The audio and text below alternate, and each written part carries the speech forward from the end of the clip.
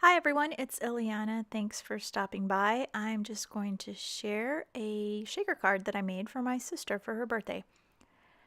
I am going to start off with a couple of obsolete paper pads. I'm sorry, but I did not realize that these were not available.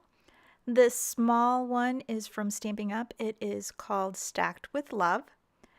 And the larger one is a Stamping Up one as well, and it's the Naturals Designer Paper. And I think you can pretty much substitute any kind of paper that you want. The striped one that you see there that I'll be using, Avery L has a similar one, and you could substitute the heart polka dot for any kind of a polka dot.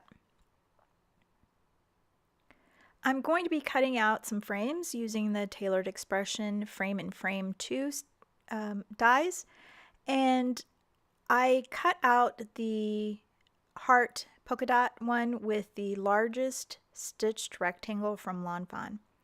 I'm just going to adhere that to my card base, which is just a black cardstock folded in half, and I'm using the corner of my MISTI to line up two of the edges. Once that's done, I'm going to take this pink scalloped frame, and I used the pink paper that I made from my Ellen Hudson Courage stamp set card that I made earlier this month. And I'm using that to I'm lining it up, and then I'm adhering the inside to the inside frame. It'll make it much easier to adhere the rest of the card together. I did cut a frame out with just the plain cardstock, and I'm just using that as a holder so that I know that I can adhere my frame, my phone frame, to my card front without having it be wonky. I took a piece of sticky back fun foam and I added a sheet of the Stick It to the front of it. So now there were two sides of adhesive, and I ran it through my die cutter twice. And so I removed the backing off of two pieces, and then I kind of married them together to form one thick piece. I thought it would be much neater than to try and cut strips of foam to create the shaker. So now I'm taking my EK Success embossing tool, and I kind of modified it so that you could see there that you could use that for bigger embossing projects. And I'll explain how I did that in a second. But I'm just using the brush tip to remove some of the sticky from the inside of the frame. I don't want any of the sequins that I put in there to stick to the edges, so I just neutralize the adhesive with the powder from the tool. And the other end, I just took the top off, and I used a piece of felt, and I just used a rubber band to hold it in place. And now you can have an embossing, it's like the embossing bag, but it's a little bit neater because your hands don't get dirty.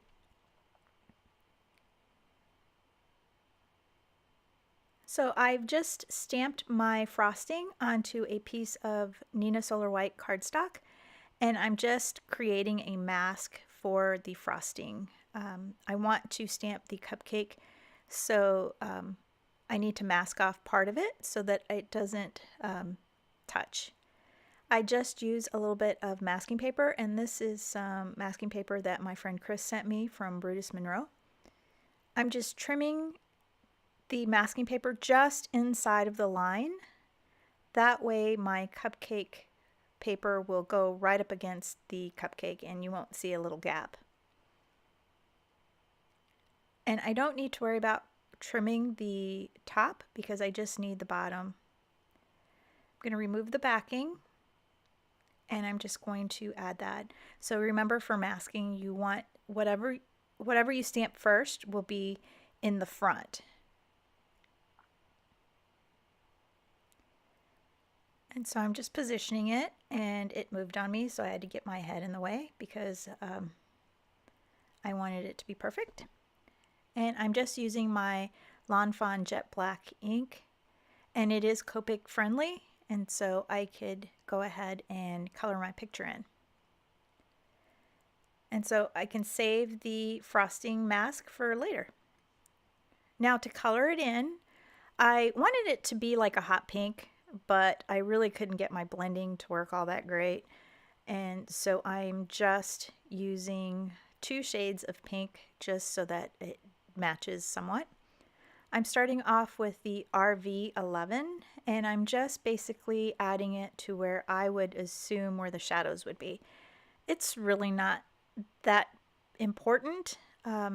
I think my sister is going to be more impressed with the shaker card than she is with how I colored the cupcake, so I'm okay with it not being exactly true to, shading.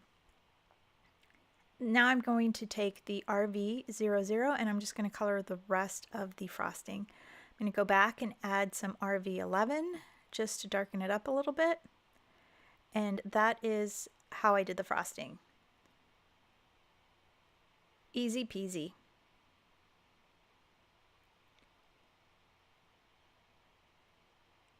I actually looked up a Copic coloring video for cupcakes, and I tried my best to mimic the person I was watching, and I just couldn't get it to work.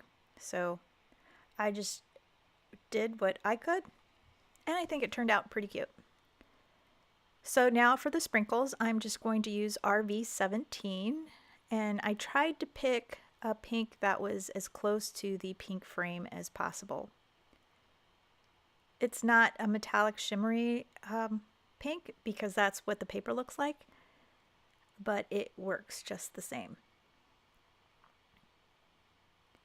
Now to color the cherry, I use the R29, and I do have a darker red, but I just decided to use the RV17 because it was what I had on my desk, and I think it worked great for shading.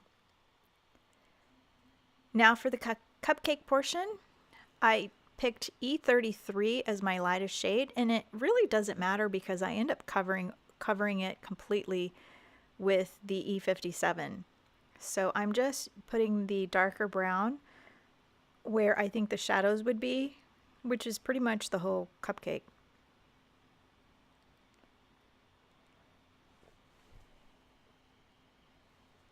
And now I'm going back and I'm coloring everything in with the E33, and it is not blending well, so then I just go ahead and color it all in with the E57. And so I'm just adding a little bit of a few little dots because it is a cupcake and it's not exactly all one shade. And so I'm using E47 and E49 to create dots. And now I'm going to take my colorless blender and I'm just going to add some more dots with that, and it should create little light spots.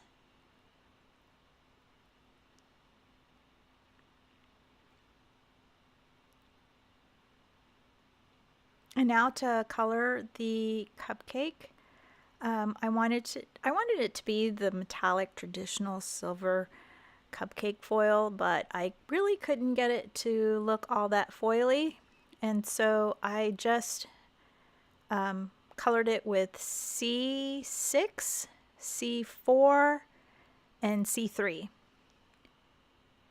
And so I just basically added the little lines where the creases to the cupcake were. And then I colored it in with the C4, and then I went back and colored the whole thing with the C3. And now I'm trying to smooth out some of that horrific coloring. And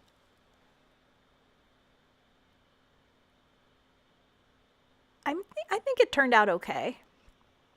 So now I'm adding more shadow to the bottom just by flicking it up. And now to kind of lighten up where I had added too much color, I'm just using my colorless blender. And now what I think I'm going to do is just use my silver Wink of Stella to color the whole thing.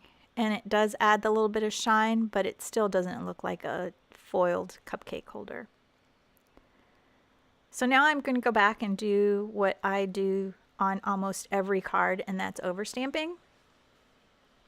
So you can see I used my modified embossing tool to add some powder to my cupcake. I put the mask on first, and then I stamped the bottom, and then I removed the mask and used my VersaFine Black Onyx. And that will stay wet long enough for me to add some clear embossing powder. And now I'm just going to heat set it all.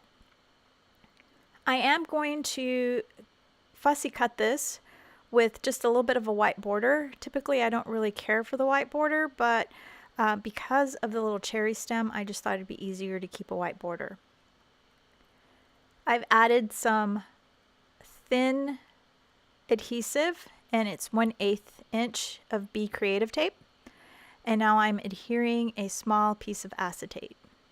Now I just went to the office supply store and I just bought a box of transparencies, and that's what I just use.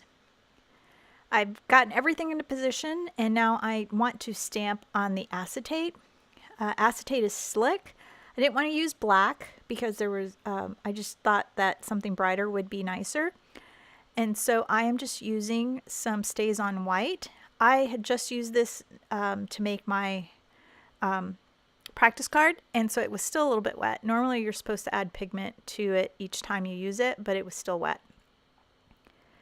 And so I stamped it twice. And StazOn, it stamps on slick surfaces, but it's hard to get off your stamps.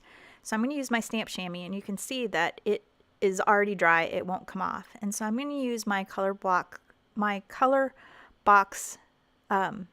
cleaner, and it's in the form of an ink pad, so it works really easy and it doesn't smell bad, and it got the stays off completely off my stamp. And so it's getting kind of lost with the white stripes, and so I decided that I'm just going to add some Gina K Passionate Pink, and I'm just going to stamp right over it. And it does take a little bit for the ink to dry on the StazOn, but it will dry. Just don't smear it with your fingers. Now I'm just adding some pretty pink Posh silver shimmer beads, some confetti, some Ballerina in the 4mm and the 6mm, and I do add a little bit of Lucy Abrams Princess Shaker Mix also to it. And normally I either add too much or not enough, but this time I actually got it perfect. I had just enough filling.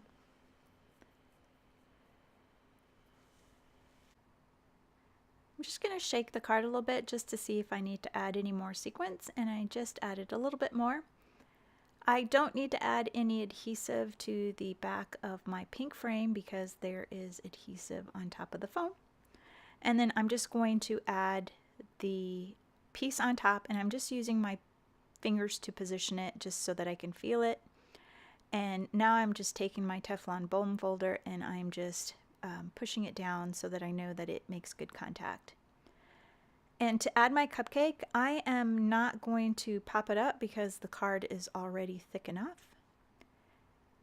And I'm just going to adhere it down. I had thought about adding sequins to the outside, but I just thought this would be perfect just the way it is. I am going to add some clear Wink of Stella to my frosting and to my little cherry, and that will be all. Thanks so much for watching, and I hope you enjoyed this video. Please be sure to give it a thumbs up and hit that subscribe button. Have a great day. Bye.